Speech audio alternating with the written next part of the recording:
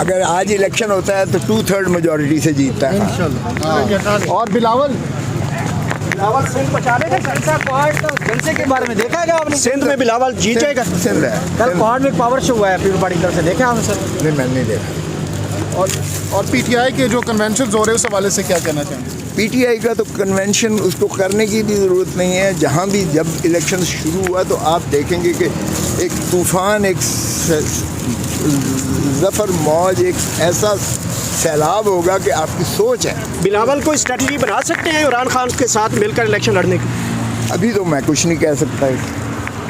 रहीम, आज जो फ़ैसला महफूज किया था, पहले हमने दरख्वास्त दी थी कि हमें इन्होंने इसी सज़ा के पादाश में, जिसको आपने मुअत्तल किया सज़ा को, उसी के पादाश में इलेक्शन कमीशन ऑफ पाकिस्तान ने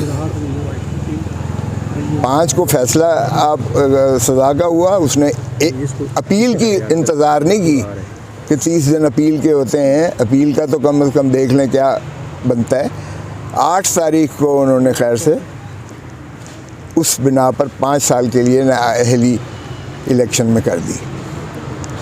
हमने उस दिन भी कहा था जी यहाँ हाई कोर्ट की डिवीज़न बेंच को कि जनाब सिर्फ सज़ा को मुअत्तल ना करें, कन्विक्शन को भी मुअत्तल करें।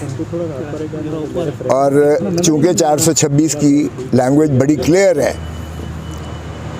कि सेंटेंस को सस्पेंड करेंगे और द ऑर्डर अपील्ड अगेंस्ट।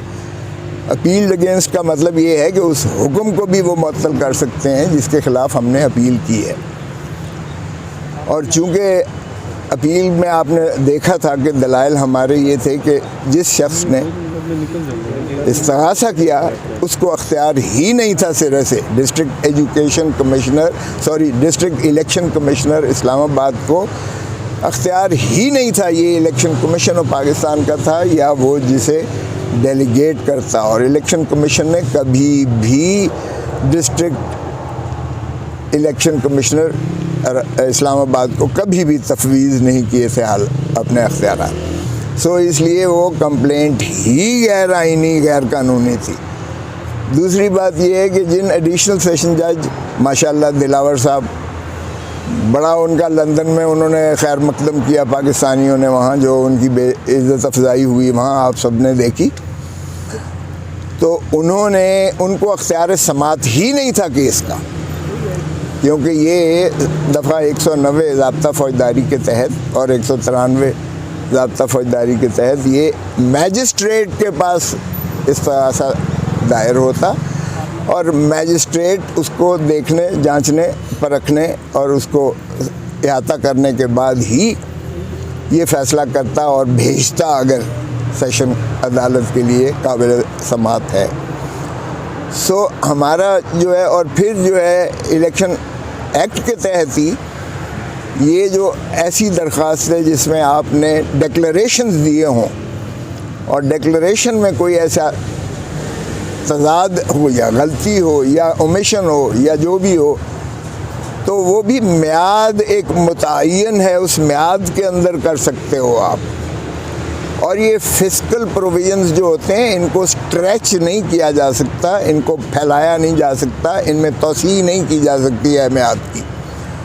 और ये तो कई सालों के बाद मेरे ख़िलाफ़ जो है, इमरान खान के ख़िलाफ़ जो है ये कंप्लेंट की गई। सो कंप्लेंट ज्यूरिसडिक्शनल इनकैपेसिटी थी, न सिर्फ दायर करने वाले की, न सिर्फ म्याद की बुनियाद पर, बल्कि जिस एडिशनल सेशन जज दिलावर ने समात की उसको भी सर से अख्तियार नहीं था। और ये फ़ैसला जो है इसी बुनियाद पर कलअदम मुतसव्वर हो जाता है। बाकी चीज़ें तो मेरिट की तो एक तरफ रखें ना, कि हमें बार बार इन्होंने दरख्वास्तें खारिज की, बार बार अदालत आलिया ने फिर उन्हीं के पास भेजा, उनका एक अकाउंट निकला और उसमें उसने जो कुछ किया हुआ था इमरान खान के बारे में वो उसको दिखाया गया। उसने कहा हाँ ये है तो मेरा, लेकिन ये मैंने नहीं की इस पर।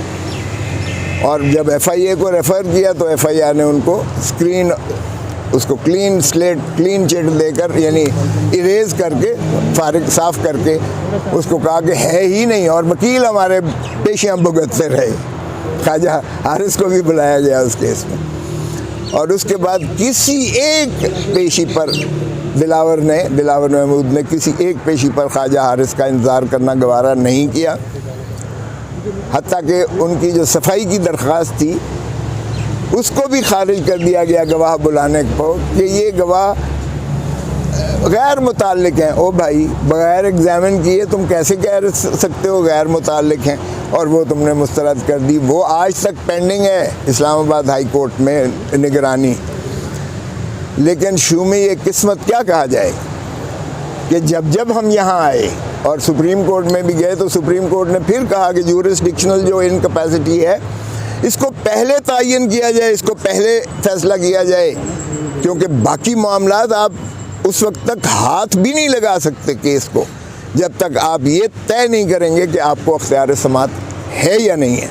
अगर आज इलेक्शन होता है तो 2/3 मेजॉरिटी से जीतता है इंशाल्लाह। और बिलावल सिंध बचा लेगा। संसा कोर्ट जलसे के बारे में देखा है क्या आपने? सिंध में बिलावल जीत जाएगा। सिंध है, कल कोर्ट में पावर शो हुआ है पीपल पार्टी की तरफ से, देखा आपने सर? नहीं, मैंने नहीं देखा।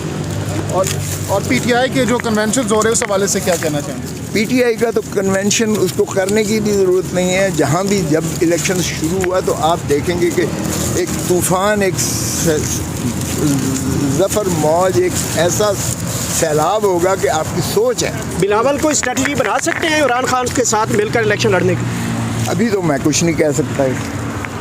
रहीम, आज जो फ़ैसला महफूज किया था, पहले हमने दरख्वास्त दी थी कि हमें इन्होंने इसी सज़ा के पादाश में, जिसको आपने मुअत्तल किया सज़ा को, उसी के पादाश में इलेक्शन कमीशन ऑफ पाकिस्तान ने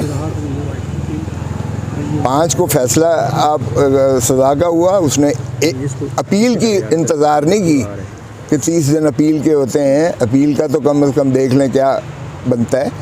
8 तारीख को उन्होंने खैर से उस बिना पर 5 साल के लिए नाअहली इलेक्शन में कर दी।